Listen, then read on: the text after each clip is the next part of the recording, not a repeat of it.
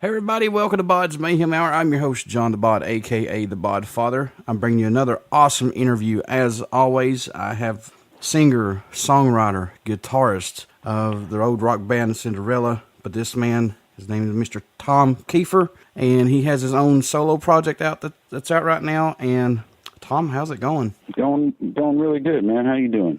Well, you know, it's Kentucky. They're giving snow, and I'd rather just stay in. I hear you, man. I hear you. So you have a new solo CD that's out right now, and I want to talk about that. It's called The Way Life Goes, and you've been working on this for quite some time and finally got to release this. Let's talk about it a little bit.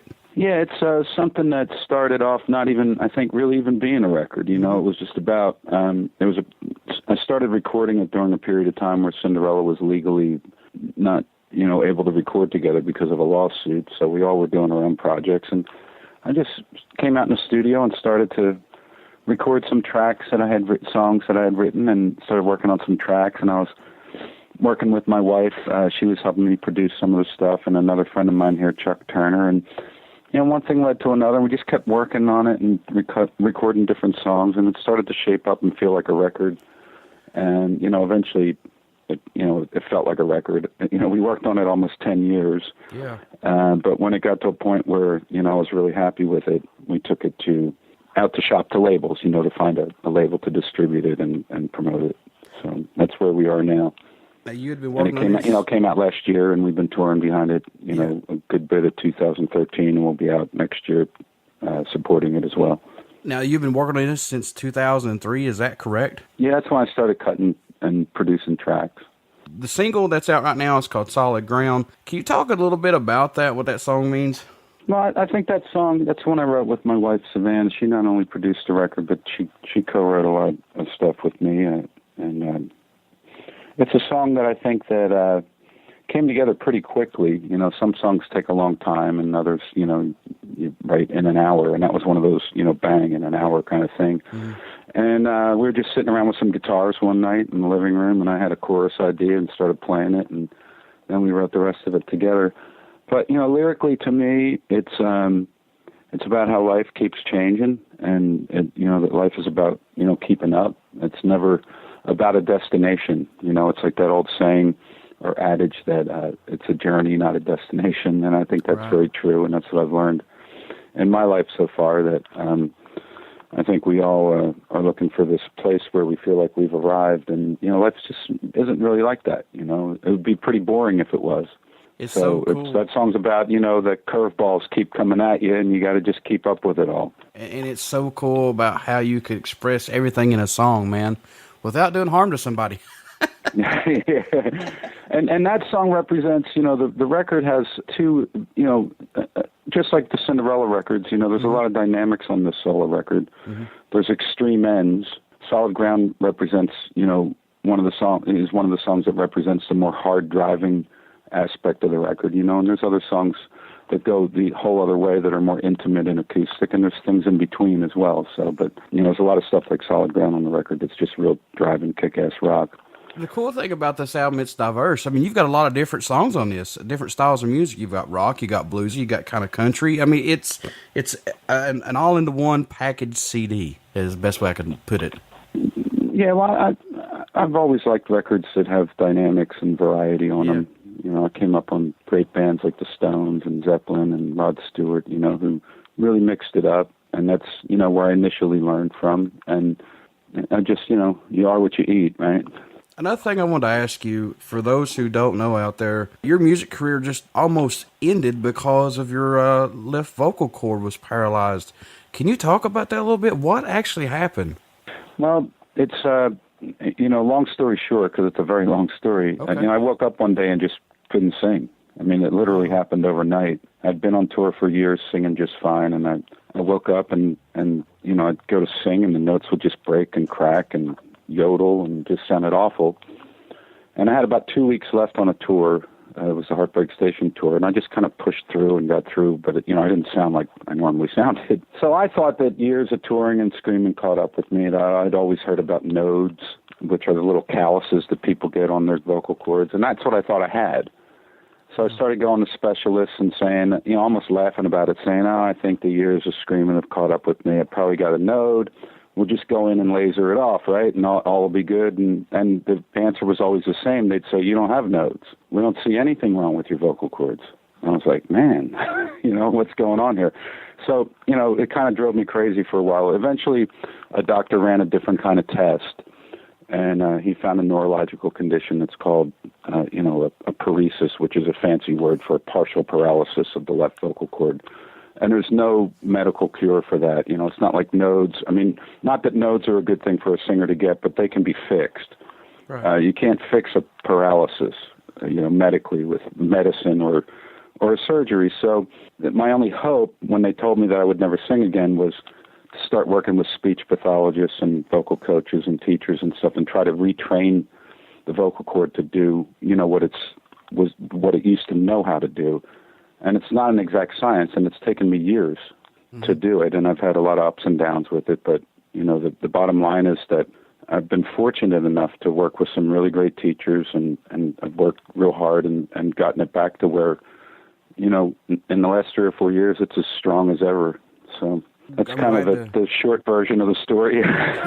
Yeah, I seen that a couple of years ago. They said that you were coming back out with a new album and everything, and I thought that was really cool because I was like, well, I haven't heard any music from you in a long time. And I was like, well, that's really cool because Cinderella, man, and you guys are a huge part of rock history. So, well, thank you. To see you back out there doing your own music, congrats to you. That just gives you the perseverance that someone has to get back out there to do what they truly love. Well, thank you. I do truly love music. What do you hope the fans take away from this CD once they hear it? Well, I always try to write from life experience, whether it's my own or something that I've observed. A lot of it's observation, too. And, I throughout my life, music's been healing for me.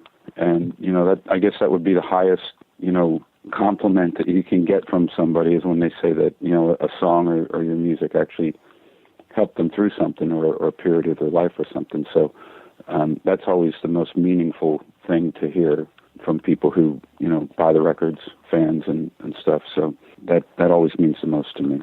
When fans come out and see a Tom Keifer show, what can they expect? Pretty much what they've always gotten from me. It's a very high energy, hard rock show with some dynamics. There's ballads and acoustic moments in it, just like we've done with Cinderella in the past. So it's similar. The fact that I was the front man, lead singer, wrote pretty much all the songs and did a good bit of the guitar work in Cinderella. The style is very similar, So obviously when I hit the stage, even with my new band, the performance is very similar for me. I got kind of one speed when I get on stage, and it's kick ass. So, but, to the best of my ability. 1,000 miles an hour that you can.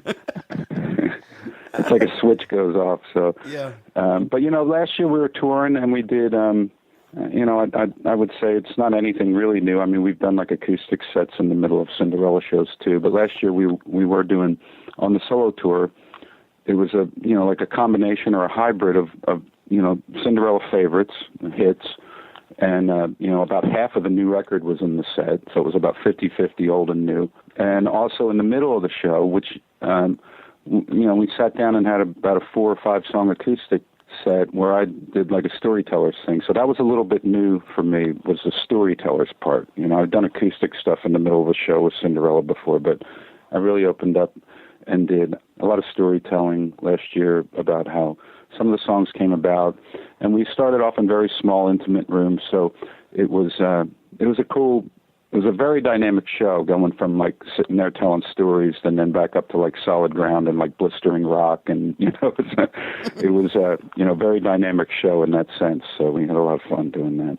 After you got your vocal cords back in order, back to your Tom Keifer voice and everything, the first time you hit the stage and was able to sing, fans sing along to your music, what did that mean to you, man? I don't even think I can even describe it. I've had several, throughout the, I was diagnosed with the problem in like 1991. And like I said, there's been a lot of ups and downs with it.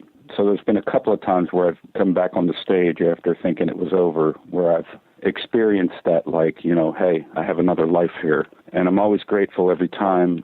I would say that probably the most memorable one would be 2010, the very first show that I had done in, I think, almost 4 years, because I got smacked down pretty hard with it again in 2006 after I had built it back and had been touring and everything was good, and I got hit with a second round of paralysis, actually, right before we were going out on our 20th anniversary tour. And I pretty much talked my way through that tour because I just couldn't sing it like the record, which was the first tour I ever did that I couldn't really hit the melodies and the notes, and it was really a bummer, but it was our 20th anniversary, and every night I come up the stage and I just want to go home, but I couldn't. You know, I wanted to stay out there, and the fans were really supportive.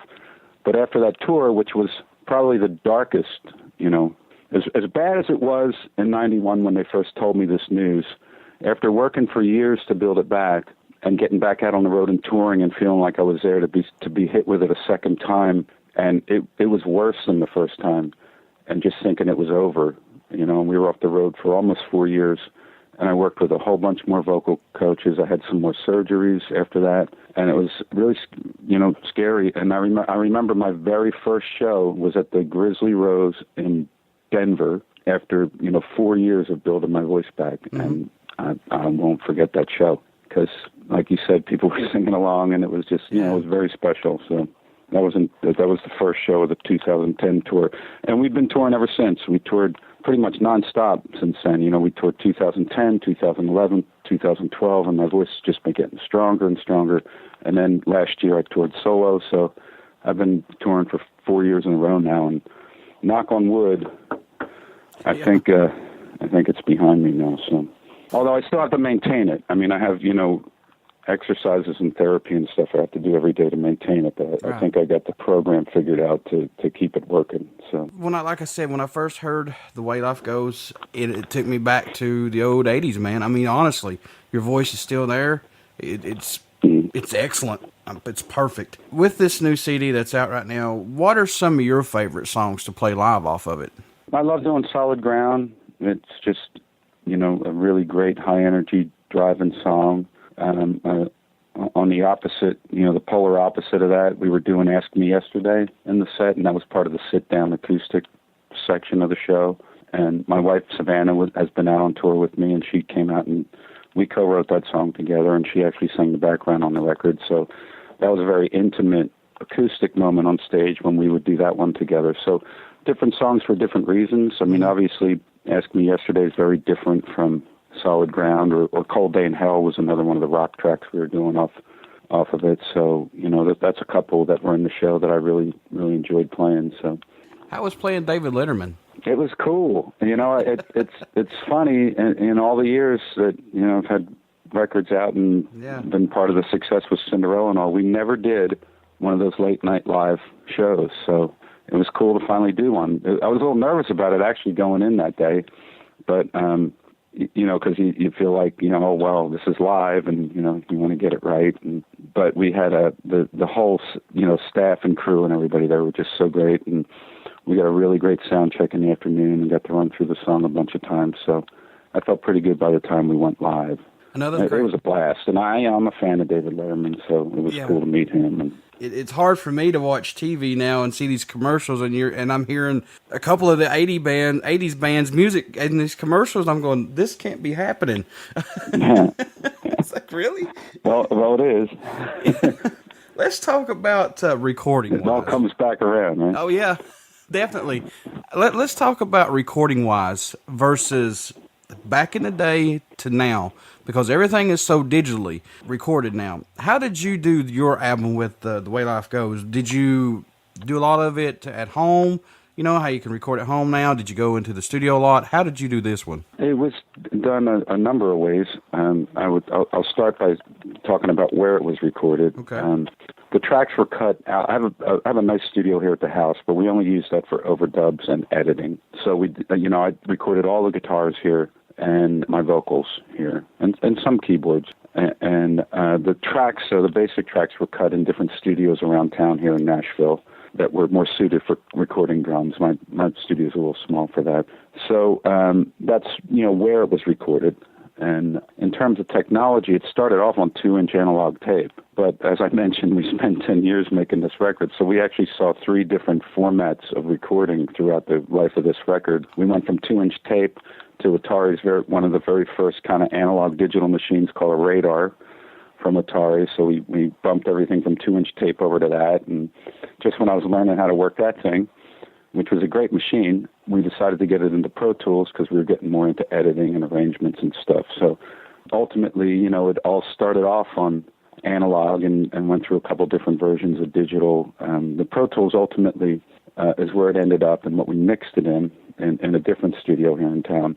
And it's, Pro Tools is so great because it allows you, the way we were working on this, we did it, we didn't have a label involved. We were doing it ourselves, like I said. Mm-hmm. And we worked on it for many years, and we didn't work on it, 10 years in a row. We took very long breaks, and Pro Tools would allow you to do that, because you could close out a session and save it. And, I'd go into Cinderella for 6 months and not listen to a note of it. Be able to come back and you hit open session and it's all right there. And then you're objective, Back, years ago, it was a little bit more of an effort to get back to where you were, what they called recall was actually taking pictures of the board, and having to go set every knob. And wow. So Pro Tools was, really convenient for that kind of thing, when you're kind of working for a long period of time and then taking a long break, it really worked well, which is why we switched into that eventually.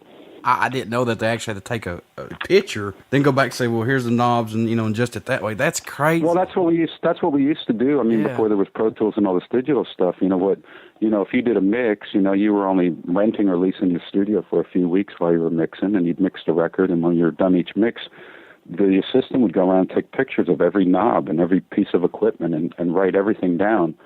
And then a month from then, if the label came back and said, hey, we need one with the vocal louder, wow. You'd have to go back into the same studio, and the assistant would have to pull out all the pictures and notes and try and get everything back to where it was just so that you could take the fader on the vocal and push it up a dB. Wow. Now, that is something I didn't know. Yeah, that's what we called recall, And now with digital, it's just instant. It's like a snapshot like everything else. And, you just hit a button and open the session and everything's exactly where it was. Yeah. So that's great when you're working on a project over years at a time like we were. Do you find it a lot easier just to be on your own time, with your own self doing it? Or do you like the labels? What's easier for you? Well, there's plus and minuses to what we did. Like I said, it started off this way just because we were, Cinderella couldn't record as a band and it was over a legal issue, and I didn't want to deal with a label or lawyers or anything. I just wanted to make music. So that's why I started the record this way and decided to do it independently of a label. But, that being said, the plus is that you can take as long as you want and leave no stone unturned. And the negative is that you can take as long as you want. So, 10 years is pretty excessive to work on a record. But, I was at a point in my life and my career that I didn't want to rush it. I've been fortunate to be a part of some pretty special records and projects with Cinderella and worked with some really amazing producers and engineers. And I didn't want to put out anything that wasn't, at least as good as that stuff. So, I didn't want to be rushed. I didn't want to have someone tell me when it was done. Exactly. Tom, I want to thank you so much for taking time out to do this interview with me. Like I said... Oh, well, thanks for having me. It's been good talking to you. It's like I said, you guys are a part of metal history, and thank you for your music from Cinderella, and plus your solo stuff. I will be playing it on here on BODS Mayhem Hour a lot. And also, how can people get a hold of you to say, we're still behind you 100%, we still love your music, and buy your merch? How can I have social media now. It's something that I just wasn't, I didn't have for years. And just when the record was, signed to deal with the label, they kind of got me hooked up and started with that now. And now I'm pretty fluent in it. I've got a Facebook, which is Tom Keifer Official, and I have a Twitter, which is Tom Keifer Music. So that's the best place to kind of keep up with what's going on with the record and me and the project. So awesome. Before I let you go, will you care to do a promo for the show? Sure, yeah, like an ID. This is Tom Keifer, and you're listening to BODS Mayhem Hour. Awesome. Everybody stick around. We have some Tom Keifer coming up, and you only hear these interviews right here on BODS Mayhem Hour and Uber City Radio. Tom, keep rocking out for us, brother. All right, man. Great talking with you. Great talking to you.